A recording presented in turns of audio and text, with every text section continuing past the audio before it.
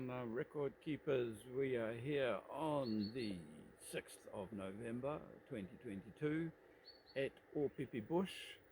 You're in the company of Jeffrey Addison, Te Whaitaima TeWhare, with Perry Fletcher coming up behind us. We're just looking for cultural features here at Opepe. This might be one right here, in fact, but quite a modern cultural bivouac, I would say. A few toast pumice, pieces of pumice, but yes, obviously these things catch your eye. It's old and new, you can get the eye, quick eye just for something that's a bit our place. Our place up there.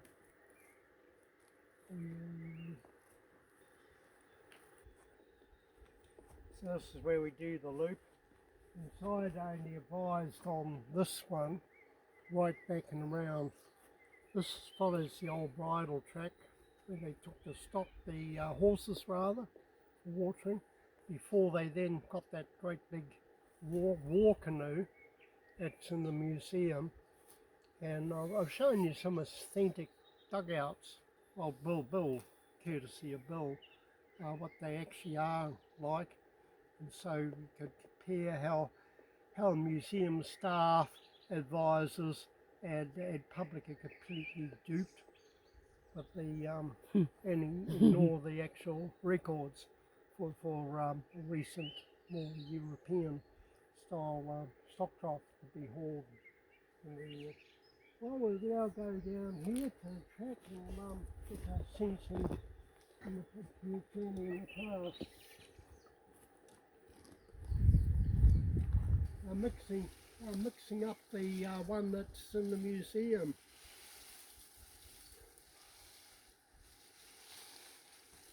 Yeah, there's no evidence. Of course, no, it's back over there, Jeffrey. The what? The trough is over there.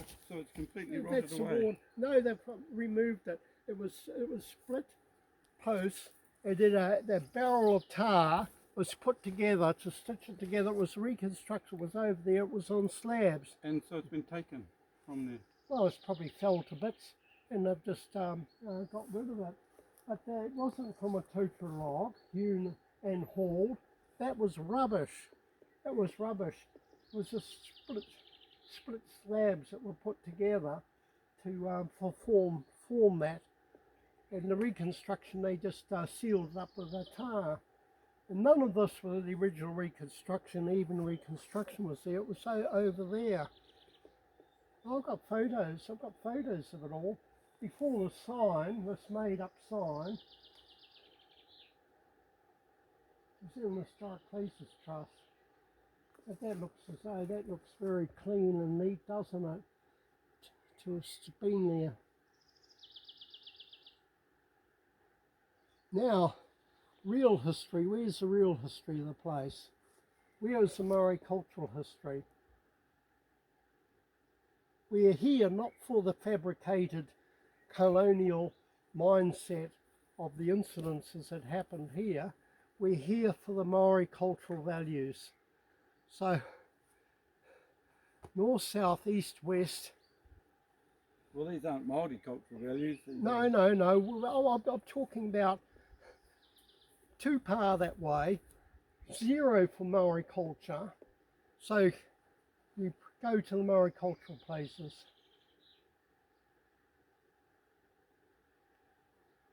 I'm the only one in the world who knows about these things, can take you to the physical places, and yet I can't do that without all this copyright sign off and everything else.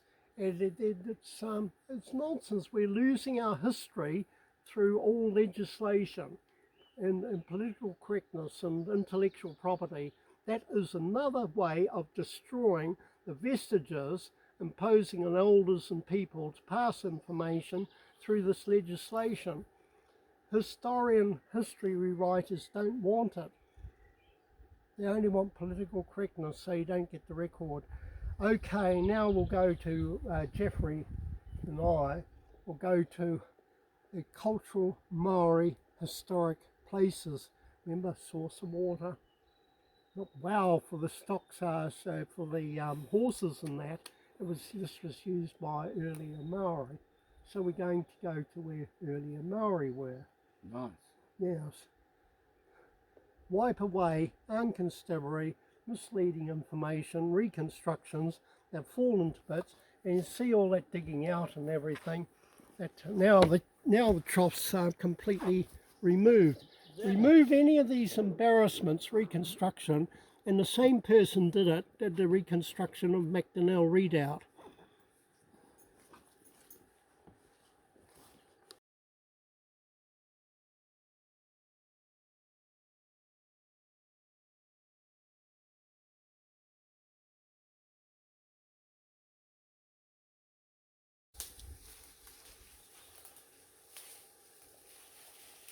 You're also very vulnerable to attack when you're climbing slowly up something.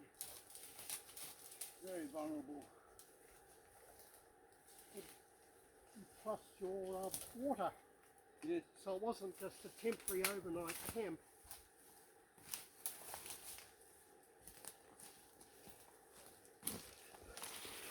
So that's where we were at, that water hole. Does that come out of the ground? Is it like a ground No, fed it sort of spring? seeps off the side of the bank. It's the seepage that forms that pool, and where it was dripping, the trough, trough was catching the water to fill it up. Pulling it. There was no use having a trough, just relying on rainwater. They were having a steady drip. Refill. How'd you go? Did you find anything? Do I not find anything? Wow factors. Look, you've got so much history where I take you, and distorted or misled by history rewriters that put up colonial signage, which even then isn't kept in order. So what I'm doing is showing you the pre-European or the Maori cultural landscape. So you've got to shut your eyes to the signs and the misleading things and the maps that will all throw you off. Yeah. And the tracks like the road to nowhere. How do you find it, Jeffrey? The ditch pa, definitely, there's definite modification of the land up the top there.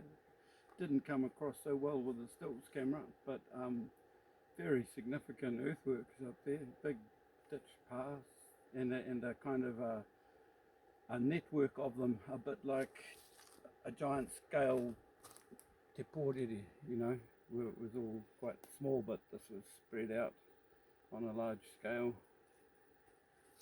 That's what it felt like up there. And it's a plateau there. You can see where they defensively would have gone up there, hard to access. And controlling the water. Yeah, close to the water source. And you're right, there's no mention of any of the Māori history here, is there, throughout the whole of the reserve? Remember, I've dealt with elders who connected the elders, and there's nothing about anything. Now I'm now showing you this. But yes, but there can be stories of where they're able to observe in later times troop movements without them even taking the horses here to drink, and they had observers up top looking down at them.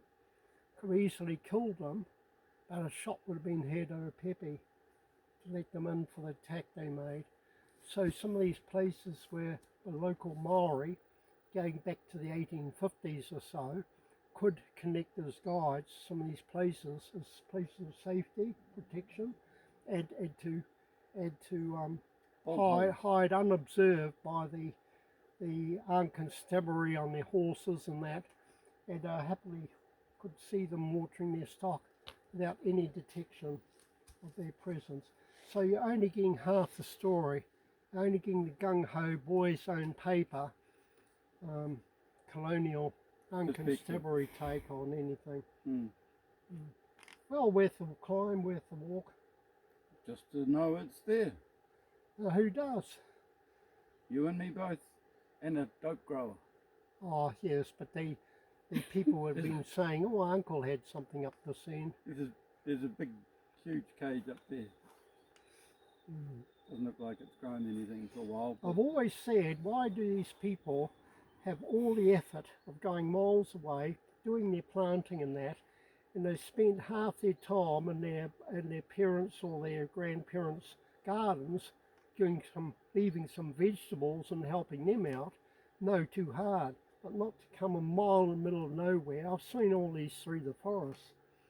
Quite amazing. Yeah. It's not and raw by the wild. It's so fresh. Woohoo!